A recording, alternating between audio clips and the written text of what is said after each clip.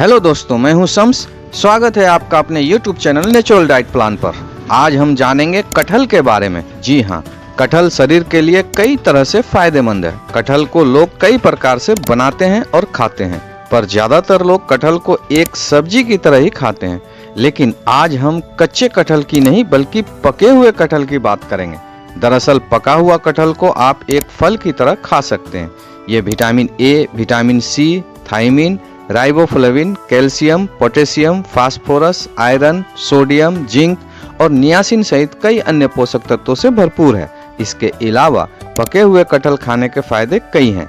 इसके साथ ही हम जानेंगे कि किन लोगों के लिए पके हुए कटहल को खाना फायदेमंद है और कैसे। साथ में ये भी जानेंगे कि पका हुआ कटहल खाने के बाद क्या नहीं खाना चाहिए।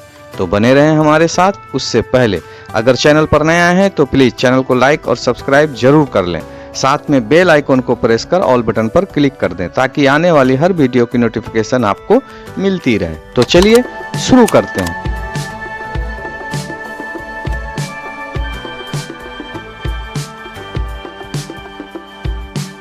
पके हुए कटहल कमजोर इम्यूनिटी वालों के लिए वरदान है, क्योंकि कटहल में उच्च मात्रा में विटामिन सी और एंटीऑक्सीडेंट होते हैं जो कि इम्यून सिस्टम के टी सेल्स को मजबूत करते हैं और आपको कई बीमारियों से बचाव में मदद करते हैं। ये आपके इम्यून सिस्टम को बढ़ावा देने में मदद करते हैं और संक्रमण से लड़ते समय इसे मजबूत बनाते हैं। इसीलिए जिन लोगों की इम्यूनिटी कमजोर है या फिर जो लोग बार बार बीमार पड़ते हैं, उन्हें पके हुए कटहल को जरूर खाना चाहिए। पका हुआ कटहल वजन बढ़ाने वालों के लिए काफी अच्छा माना जाता है। अगर आप बहुत दुबले पतले हैं और अपना वजन तेजी से बढ़ाना चाहते हैं तो आप पके हुए कटहल का सेवन कर सकते हैं। जी हाँ, ऐसा इसलिए क्योंकि इसमें अच्छा खासा शुगर होता है। साथ ही 100 ग्राम पके हुए कटहल में लगभग 95 कैलोरी होती है, जो कि एक तरह का हाई कार्बोहाइड्रेट है। इस तरह से तुरंत ही आपके लिए एनर्जी बूस्टर का काम करता है। इस तरह यह वेट गेन करने वाले लोगों के लिए बहुत फायदेमंद है। साथ ही एक अच्छी बात यह है कि कटहल में मौजूद शुगर पचाने में बहुत आसान होती है और हमारे शरीर के लिए वास्तव में स्वस्थ होती है। ये हाई बीपी वालों के लिए भी फायदेमंद है। पके हुए कटहल दिल के लिए बहुत फायदेमंद है। इसमें पोटेशियम भी अच्छी खासी मात्रा में होती है, जो कि ब्लड वेसल्स को स्वस्थ रखने और ब्लड सर्कुलेशन को बेहतर बनाने में मदद करता है। इसके अलावा पोटेशियम की एक सही मात्रा और सोडियम का एक संतुलित नियमन सुनिश्चित करती है, जो कि धमनियों को स्वस्थ रखने में मददगार है। धमनियां जब स्वस्थ होती हैं तो आपका बीपी भी नॉर्मल रहता है। इसीलिए हाई बीपी वाले लोगों को इसका सेवन जरूर करना चाहिए। पका हुआ कटहल कमजोर पाचन क्रिया वाले लोगों के लिए भी बेहतर होता है। कटहल 2 तरह के फाइबर से भरपूर होता है, घुलनशील और अघुलनशील।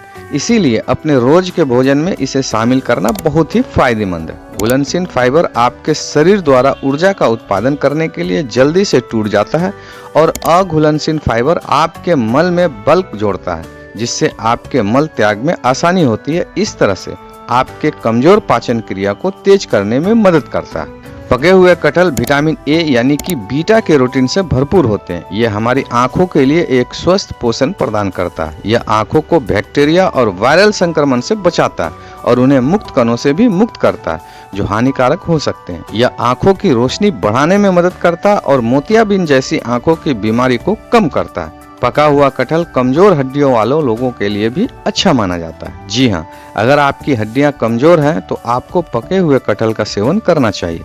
दरअसल इसमें पोटेशियम और कैल्शियम की अच्छी मात्रा होती है, जो कि हड्डियों और जॉइंट्स को मजबूत बनाते हैं। इसे खाकर गठिया और ऑस्टियोपोरोसिस को नियंत्रित किया जा सकता है। साथ ही ये कमजोर हड्डियों वाले बच्चों के लिए भी फायदेमंद है। इसीलिए हर माता पिता अपने बच्चों को इसे जरूर खिलाना चाहिए। तो इस तरह पका हुआ कटहल हर किसी के लिए फायदेमंद है, लेकिन डायबिटीज के मरीजों को इसे खाने से बचना चाहिए, क्योंकि ये शरीर में शुगर बढ़ा सकते हैं और डायबिटीज को असंतुलित कर सकता है।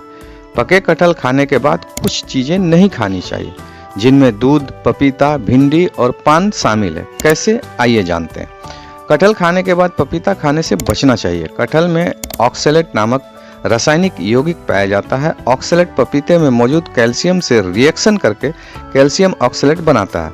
यह कैल्शियम की अवशोषण क्षमता को कम कर देता है, जिससे हड्डियों को नुकसान हो सकता है। इसीलिए कटहल खाने के बाद 2 से 3 घंटे बाद ही पपीता खाना चाहिए।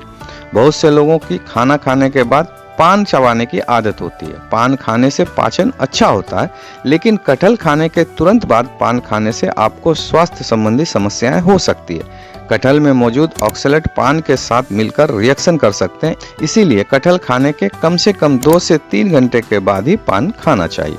कटहल के साथ भिंडी की सब्जी खाना आपके लिए हानिकारक साबित हो सकता है, क्योंकि भिंडी और कटहल दोनों में ऐसे गुण होते हैं जो एक साथ मिलकर त्वचा संबंधी समस्याओं का कारण बन सकते हैं। भिंडी में मौजूद कुछ यौगिक कटहल में पाए जाने वाले ऑक्सलेट्स के साथ रिएक्शन कर सकते हैं। इससे त्वचा में जलन, खुजली और दाना जैसी समस्याएं हो सकती हैं। इसीलिए कटहल खाने के बाद भिंडी नहीं खानी चाहिए।